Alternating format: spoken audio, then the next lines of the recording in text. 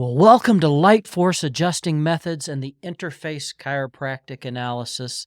I'm Scott Little. I'm a doctor of chiropractic, blessed and privileged to care for people of all ages and animals of a variety of size and species up here in the mountains of Colorado. I'm also the director of the Foundation for the Advancement of Chiropractic Principles and Freedom, a private membership, education, research, and faith-based association that protects our God-given, inalienable, and constitutional rights to say what we say and teach what we teach and do what we do.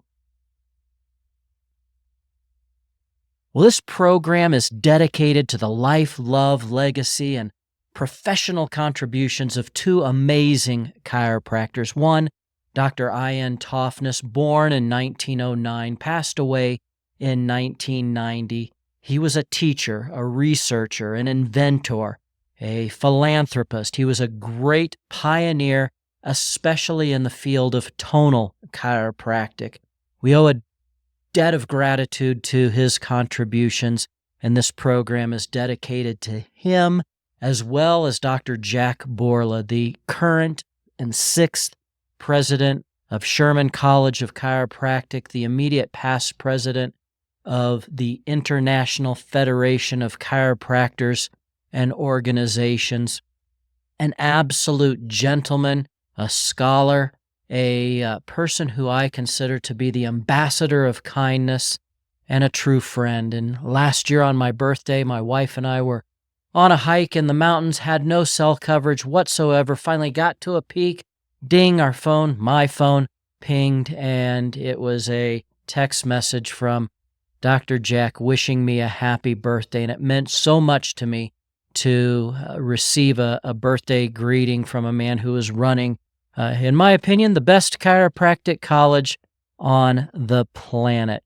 I'm a better person when I'm around Dr. Borla, and I'm a better person because I get to call him a friend, and this program is dedicated to his professional contributions as well as Dr. I.N.TERFACE's.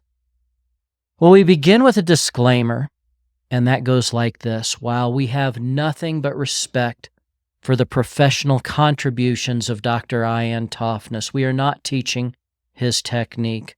We do not manufacture, distribute, or teach the use of the TERFACE radiation detector, a TERFACE research device, a TERFACE sensometer, or any device that functions on a similar principle. Our work and our equipment may look similar, but it functions on a completely different set of understanding, ideas, scientific hypotheses, and principles. Very definitely stand on the shoulders of Dr. TERFACE as he pointed us in the direction that we have gone, but we are not doing nor teaching his work. Further, the interface device in the interface chiropractic analysis is never to be used to diagnose or treat a medical condition. It is a simple device intended to assist the practitioner in monitoring his or her own subtle energetic changes which result in physiology resulting from sympathetic arousal or activation. It is used as a training tool to monitor our own physiologic responses and give us confidence, competence, and certainty in our clinical judgment and decision-making process. This work has not been evaluated by any governing agency, nor should it be, because our device is not putting anything into a person, it's not taking anything away from a person, and it's not used to diagnose or treat any sort of medical condition. Everything we teach is theoretical, hypothetical, and simply our opinion, and our right to engage in this work is completely protected through membership in the Foundation for the Advancement of Chiropractic Principles and Freedom, which is included in this course free, lifetime, and voluntary. Well, my chiropractic story began in the summer of 1991 in Marietta, Georgia, at Life Chiropractic College, or was just known as Life College back then. And I was taking my prereqs of physics and organic chemistry. And I spent 10 weeks in Marietta and was engaged in the entire culture that was Life College at the time, and attended at least one, if not two, dynamic essentials, and attended assembly, and attended some clubs, and fully engaged in the culture of life. And quite frankly, I regret to admit that I was totally freaked out by the experience. Dr. Sid and his keys and his money chants and the mantras and well, DE and assembly and universal intelligence and innate intelligence, it all overwhelmed me, and I felt like I was a fish out of water, and I began to search for a different chiropractic education, and determined and decided that I would go to Logan College in St. Louis, about 4 hours from my home in Indiana, and made various excuses for why I was going to make that decision. None of them were good, as it turns out, but they were my decisions. And I remember telling my student intern I was going to Logan, and she said, "If you do that, you will never even hear the words innate intelligence." And I said, "That's exactly what I'm looking for." I thought the concepts of innate intelligence and universal intelligence were in some way a threat to my Christian faith and my Christian theology and philosophy. Boy, I could not have been more wrong. But the decision was made to transfer to St. Louis and begin Logan College in January of 1992. And I quickly learned that I had made a serious error in judgment as students pulled me aside and said, "No, you need to go back to DE and listen to Dr. Sid and Dr. Sigafus and Dr. Santos and Hoffman and Gregg and Grossum and Bob Sotilli and all of Fred Barge, all of you need to go back and re-listen to them. Here, you need to listen to these Reggie Gold cassettes. Here, you need to go to Spartanburg, South Carolina, and learn upper cervical knee chest from Dr. Kale." And a group of us hired a gentleman from Palmer to come and teach us side posture toggle recoil. And I was the guy that sat in the back of the room reading Green books and reading Fred Barge books, and I had to go elsewhere to learn this chiropractic philosophy that I came to realize was set out on a buffet at Life and other places. But I had to do my own cooking and cleaning, and for that reason, I think I became the chiropractor that I should have become. And perhaps had I stayed at Life or Sherman or a school that I would consider to be top-notch by my standards today, maybe I would have been the rebel there and become a totally different chiropractor.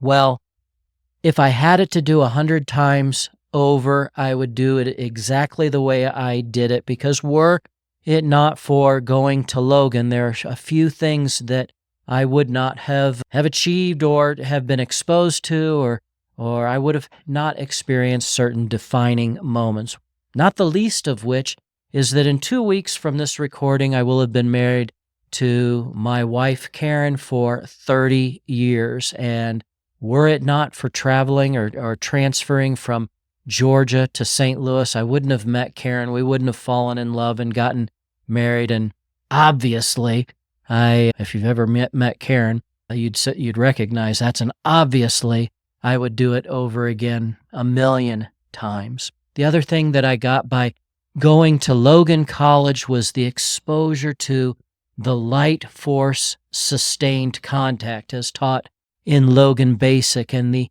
power of the light force sustained contact. And I was exposed to the legacy and the work and the professional contributions of Dr. I.N.TERFACE. Now, I began in January of 92. As I said, he had passed away, I believe, in September of 1990, so I never got to meet Dr. Toffness. He did practice until shortly before his passing, so he was an active participant in the chiropractic profession up until the very end. And I will spend more time going over his life and legacy in an hour or two further into the seminar. But his contributions were very much apparent at Logan College. There was the research center, the Toughness Research Center, which was a little tiny closet of an office in the basement run by two gentlemen, Dr. Brian Snyder and Dr. Duke Hawkinson, our two primary Logan Basic instructors. But we would learn that what they really did clinically was toughness technique. And Dr. Beatrice Hagen, who was the president of the college at the time, and also at some point the president of the CCE, as all of the college presidents took their turn as being the CCE president. But she could be seen carrying around a device that I will show you a picture of in just a minute, which I came to learn was the toughness instrument, maybe the toughness radiation detector or something, but we'll call it the toughness instrument. And Dr. Huddy had in his office a toughness instrument. And Dr. Toughness was the first of what is today 24 chiropractors in his family. I believe that's an up-to-date figure, subject to change as more of his family members become chiropractors. But he was the first of 24 chiropractors and developed this technology that I was absolutely fascinated by. In fact, I'll show you a picture of the toughness instrument as was being researched in the toughness research department by Dr. Snyder and Dr. Hawkinson. And basically, the patient would go down on a zenith high-low table, and then they would scan the patient with this device. It had a handle, the top was a rubbing plate that they would rub their finger over. It had dials that would affect an aperture, and then it had a little stem on the end that would go into an arm, and they could maneuver the device over the patient so they could, say, palpate with one hand and rub the top with the other hand. And I was fascinated by this technique and this analysis because they knew exactly where to go, exactly where to place a force, and exactly how much force to administer, and they knew exactly when the patient was in their mind clear. And so I was fascinated by this technology, but I learned that I could not learn it because the FDA had put a ban on it about several years prior, maybe 5 or 6 or so. I don't know exactly when, but somewhere around 1984, 1985, somewhere in there, the FDA ruled that Dr. Toughness's equipment was mislabeled and didn't function the way he described it, and they put a ban on it, and therefore no one was able to learn the technique or teach the technique or manufacture the equipment, etc. And I was really disappointed because I saw in what they were doing a level of confidence, competence, and certainty that I found to be fascinating. And I spent as much time there as possible and tried to get them to teach me how to do it, and tried to get my hands on an instrument, and I just was not successful. And then one day, another huge defining moment, the phone rings. I'm standing there in the Toughness Research office, and the phone rings, and Dr. Snyder answers, and it's Dr. David Toughness, Dr. I.N.TERFACE's nephew. And as I said, Dr. I.N. had passed away. Nothing was being done in toughness except research because the FDA said that that was fine. And Dr. David Toughness called seeking, do you know anybody who'd like to learn the technique? I have a Japanese chiropractor who's willing to come to Amory, Wisconsin and learn it, and the FDA can't tell me that I can't teach someone from Japan. And so they turned to me, do you want to go? And they needed another body so that we could exchange adjustments and so forth. And I said, yes, I want to do it. And I was the first person in about 9, so it must have been about 1984 or 5 when the ban was placed on there. Oh, let's see, that would have been 94. So, We can do the math. I'm not good at math. But anyway, I was the first person in the United States in 9 years that was able to learn the technique. And what I understand of the story, subject to change, because literally I spent 3 days of my life with Dr. David Toffness, Dr. Yera, this Japanese chiropractor, and Dr. Yera's interpreter, because he didn't speak a lick of English. I spent those 3 days and I've not seen any of them since. I've never attended a Toffness seminar. I've never attended a meeting in which Toffness was being discussed or anything like that. But my understanding was this, that in that time after Dr. I.N.'s passing, and in that time in which Toffness was not being taught, Dr. David contacted the attorney for the FDA, now retired, and said, what did we do wrong? What could we have done differently? And the attorney was very open. He said, we got you on mislabeling. You called it the Toffness radiation detector, and you could not identify to our standards that you were identifying a radiation. We got you on the idea that you named it wrong, which was a common thing.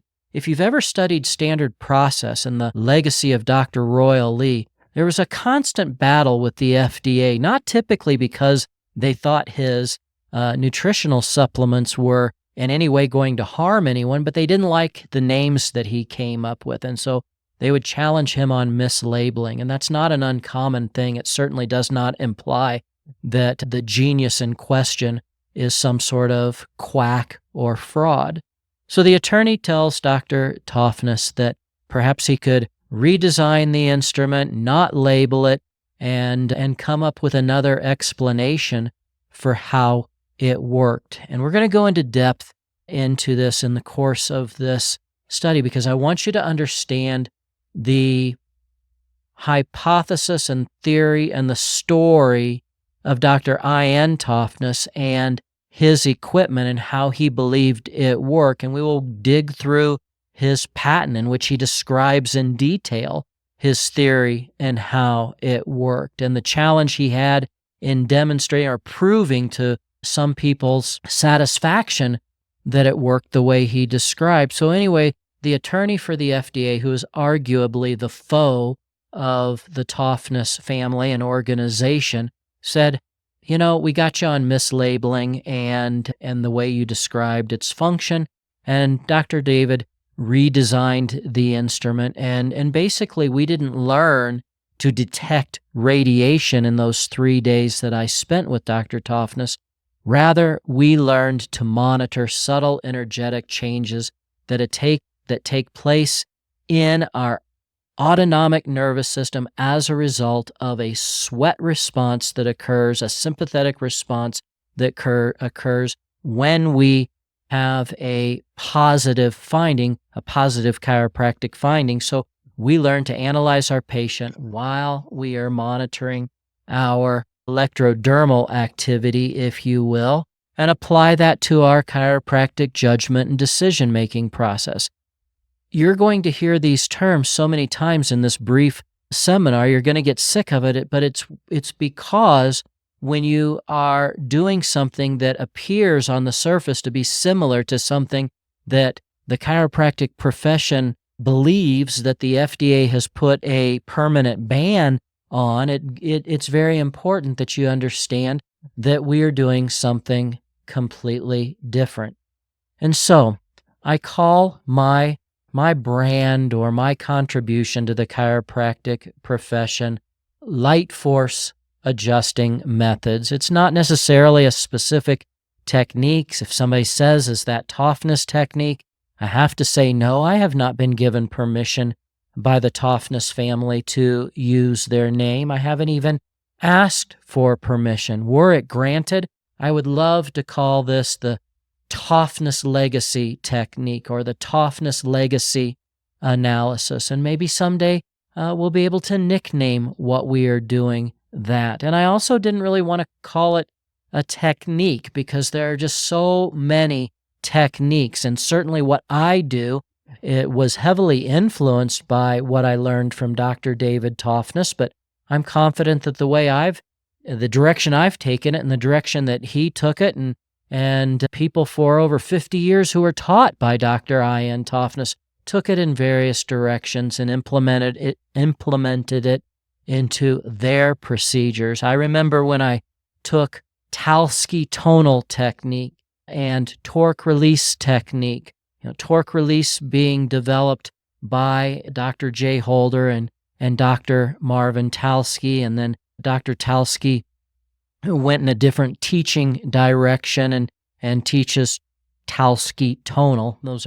That's good use of alliteration if you can remember 8th grade literary terms. But they described their technique as the software upgrade to what you're already doing. And I would argue that the use of the interface is perhaps our hardware upgrade to what we are already doing. But light force adjusting methods is characterized by as light a contact as we can get by with. I say that you can always use more force, you can't use less.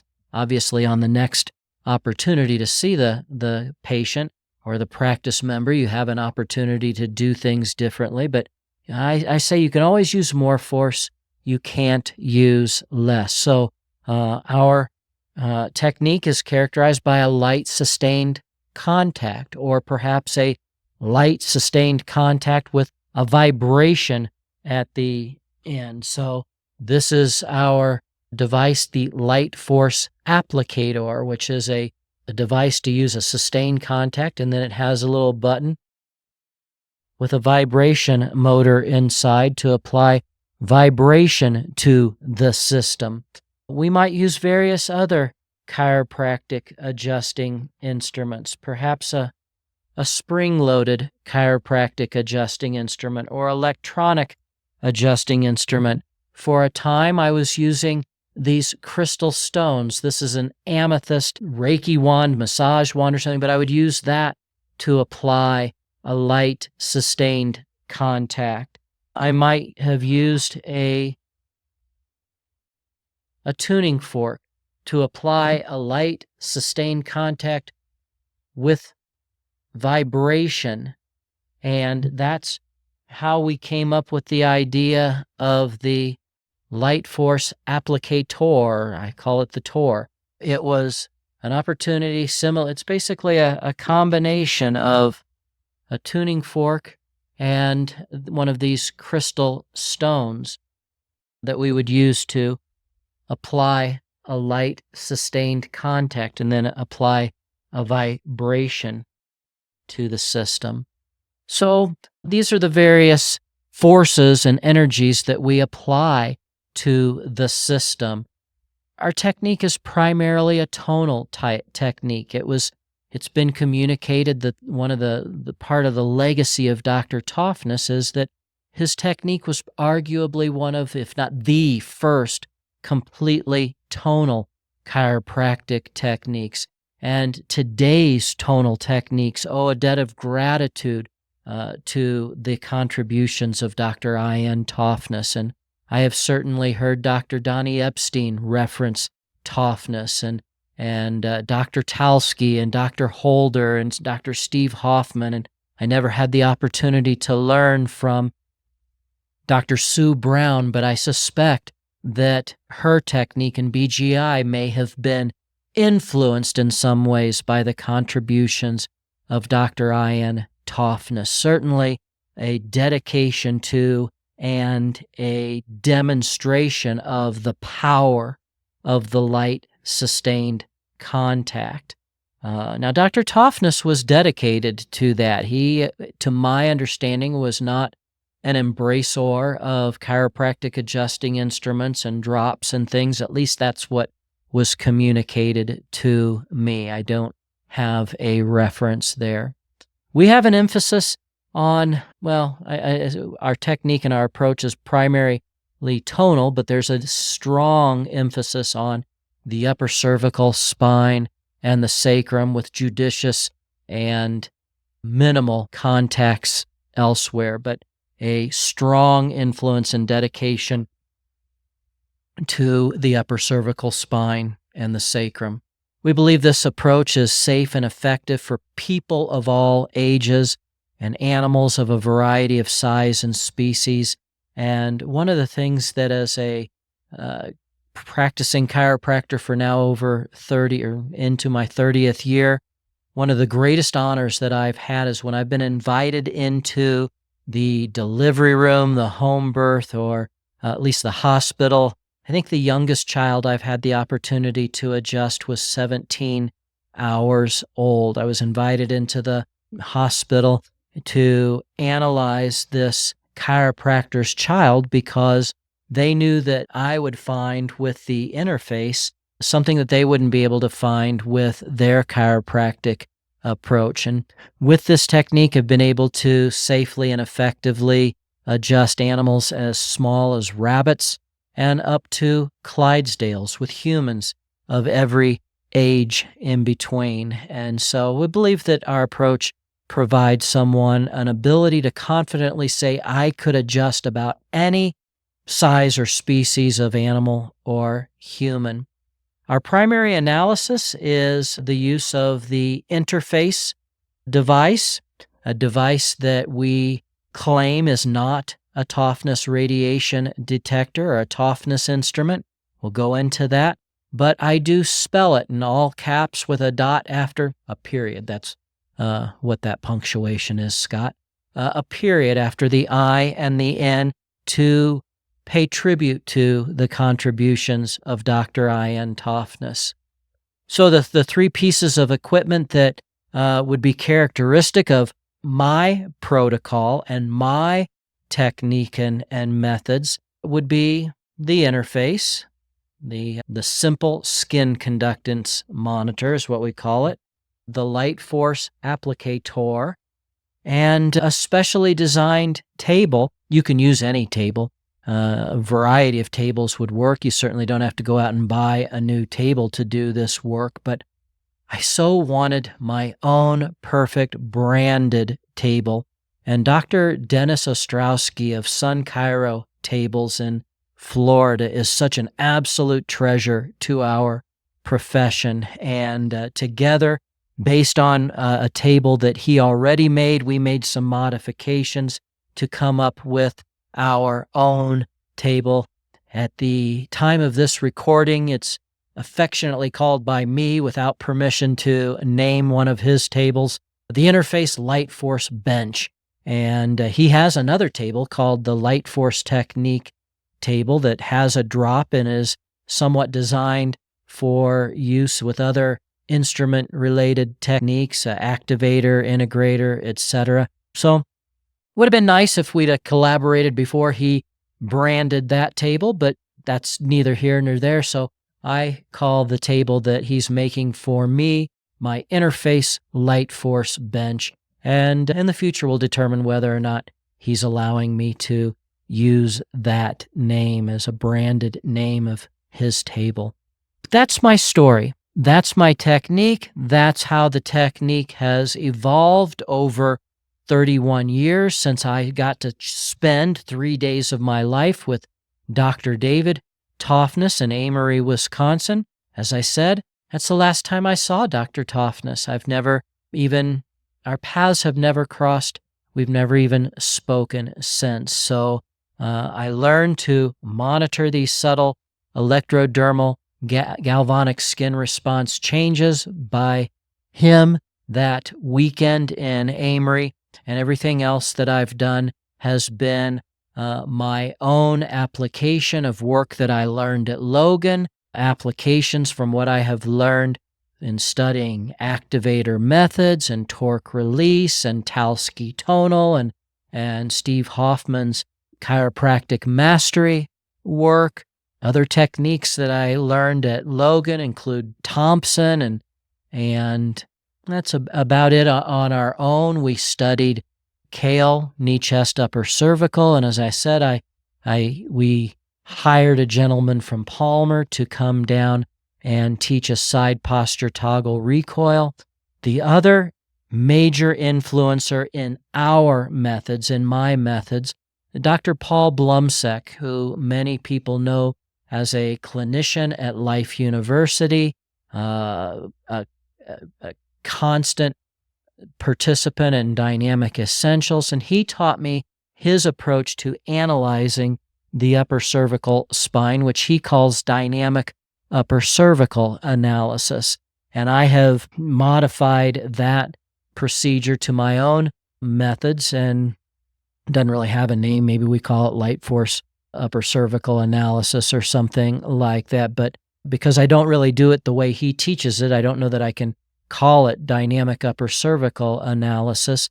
However, what I do in the upper cervical spine has been heavily influenced by Dr. Paul Blumsack of Marietta, Georgia, and again, Life University and Dynamic Essentials fame. Well, Dr. Paul Blumsack fame. He's an absolutely incredible individual, and I owe a debt of gratitude. Probably aside from Dr.